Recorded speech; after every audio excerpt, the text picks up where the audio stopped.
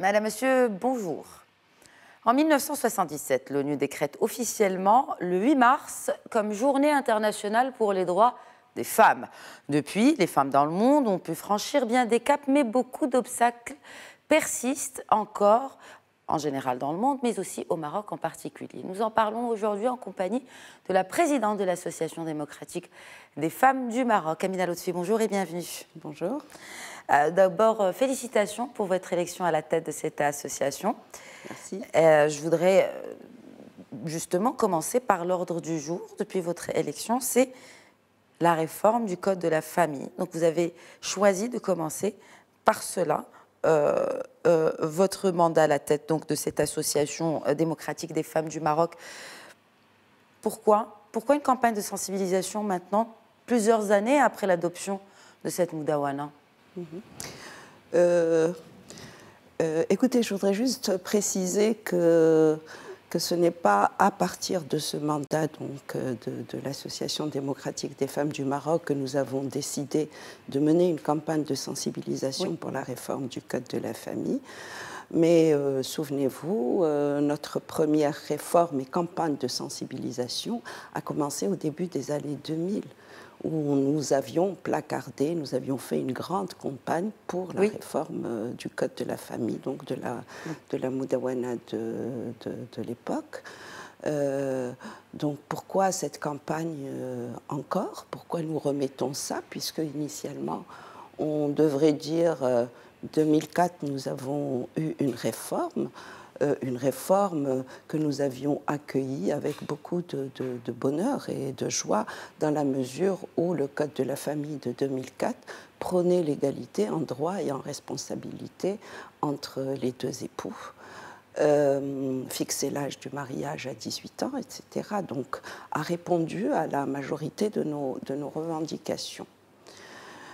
Pour 2019, nous sommes à 15 années de mise en œuvre du Code de la famille, et on se rend compte que très peu de choses ont changé, pour ne pas dire pas du tout de choses ont changé, puisque nous avons un Code de la famille où il y a encore des vides juridiques qui laissent la porte ouverte à de mauvaises interprétations, et les statistiques, les rapports sont là pour nous montrer que les droits des femmes sont encore violés. J'utilise le terme assez fort parce que c'est volontaire, c'est volontaire, et que les femmes souffrent toujours de discrimination. Mais est-ce qu'il y a du positif? Est-ce qu'il y a une évaluation, une évolution plutôt? Est-ce qu'on peut déjà, en 15 ans, est-ce qu'il y a une évolution par rapport à la situation de la femme quant à cette réforme du Code de la famille? Ben, je vous le disais, le positif qu'il y a eu par rapport à cette réforme, c'est l'égalité entre les deux époux, en droit et en responsabilité. C'est le divorce par discorde. Mais le Code de la famille en lui-même, certains articles sont positifs. Ce que nous sommes en train de parler de la mise en œuvre du Code de la famille, de l'application du Code de la famille. Et c'est à ce niveau qu'il y a encore énormément de problèmes. Et c'est dans ce sens que nous demandons donc l'Association démocratique des femmes du Maroc, comme toutes les associations de défense des droits des femmes dans notre pays, nous demandons une révision globale du Code de la famille. Elle est nécessaire, cette révision. Pourquoi elle est nécessaire? Parce que les petites filles continuent à être victimes de mariages précoces. On continue à marier les petites filles. Et pourquoi continue-t-on à les marier malgré un Code de la famille qui fixe l'âge du mariage à 18 ans? Tout simplement parce que nous avons un article qui donne le pouvoir discrétionnaire au juge pour marier les enfants.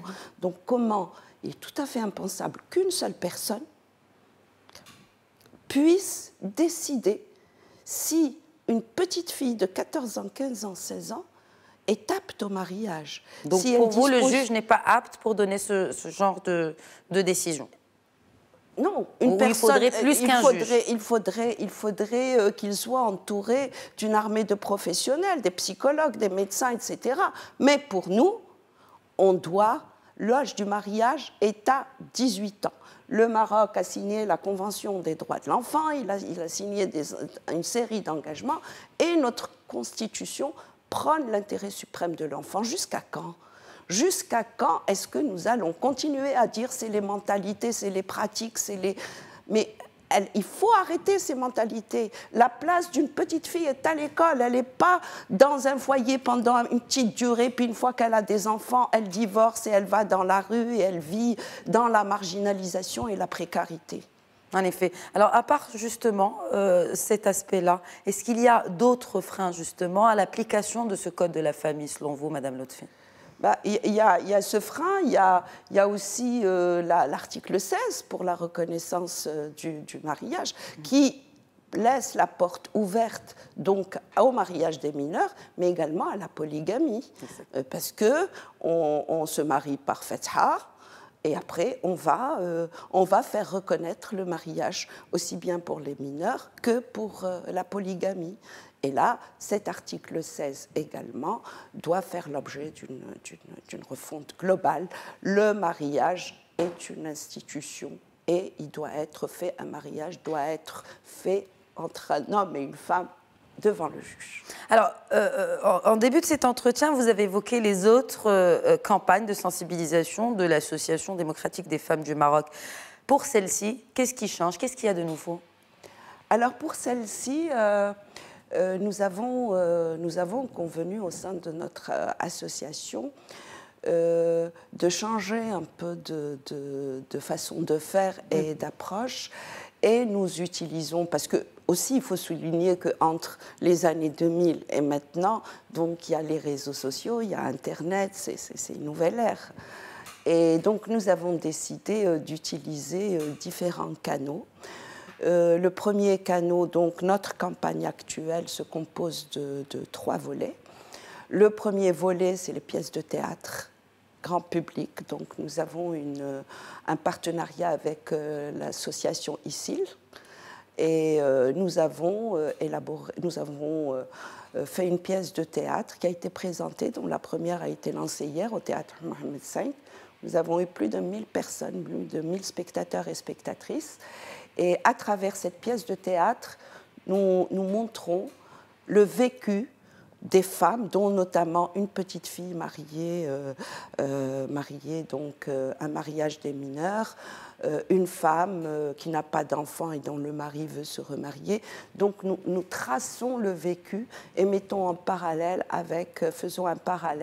avec quelquefois les aberrations et les contradictions de notre loi. Et il y a aussi d'autres aspects qui sont beaucoup plus, pas du tout juridiques, mais vous l'avez évoqué, socioculturels. Alors, c'est une vérité aujourd'hui. Comment pallier justement à ces freins socioculturels en faveur d'une meilleure qualité de vie finalement pour ces femmes marocaines? Écoutez, en fait, nous avons tous les ingrédients qu'il faut. Comment y pallier? Je vous le disais, le Maroc est signataire de plusieurs conventions internationales, dont la Convention des droits de l'enfant. Première chose qu'il faudra faire, c'est l'enseignement obligatoire, un enseignement de qualité. La deuxième chose qu'il faudra faire, c'est être intransigeant sur l'âge du mariage. C'est à 18 ans et pas avant. Et la troisième chose qu'il faudra faire, en fait, ce n'est pas un ordre que je dis, c'est juste une énumération, c'est des politiques publiques sensibles à l'égalité entre les hommes et les femmes et qui prennent en considération les besoins différenciés des hommes et des femmes.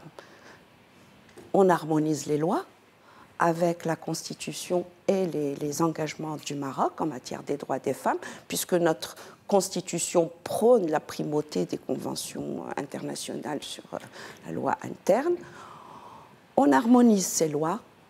On fait des politiques publiques, mais des politiques publiques pas parcellaires, mais des politiques publiques où il y ait une concordance entre elles et qui intègrent le principe de l'égalité de genre. Politique agricole doit intégrer le politique pêche, ça doit intégrer. C'est-à-dire que n'importe quelle politique publique, on doit prendre en considération les droits des femmes et l'égalité des sexes. Et ces politiques devraient être convergentes entre elles. Parce que, prenez par exemple, on parle d'autonomisation économique des femmes. Est-ce que nous avons une politique, un programme national d'autonomisation? Un budget peut-être aussi. Est-ce qu'il y a un budget? Écoutez, il y a des budgets parcellaires. Budget parité par secteur ou par il est ministère. Parcellaire. Vous avez le tourisme qui fait de l'autonomisation, vous avez l'agriculture, vous avez les pêches, vous avez tout ça fait de l'autonomisation économique. Quand nous venons voir cette autonomisation économique, c'est on donne des revenus aux femmes. Mais ce n'est pas suffisant pour l'autonomisation économique. Une femme ne peut certainement pas être autonome économiquement si elle n'a pas de protection sociale. C'est très bien, dans les coopératives, elle a un revenu, ça améliore sa qualité de vie, mais dès qu'elle est malade, dès qu'elle est à la retraite, elle retombe dans la vulnérabilité. Exact. Et ça, c'est des visions court terme. Nous voulons des visions globales, long terme, qui puissent vraiment protéger les femmes et les petites filles contre toute forme de discrimination. Et ça se fait au niveau du législatif, ça se fait au niveau de l'exécutif, et ça se fait surtout au niveau des mentalités. Il faut changer nos mentalités et ce n'est pas juste le 8 mars qu'on fait des campagnes pour changer les mentalités. Justement, et ça se fait sur toute l'année. Exactement. Voilà, merci Exactement. beaucoup Amina Lotfi en tout cas d'avoir répondu aux questions de Média TV. Je vous en prie. Merci à tous de nous avoir suivis. Je vous souhaite une excellente suite des programmes sur notre antenne.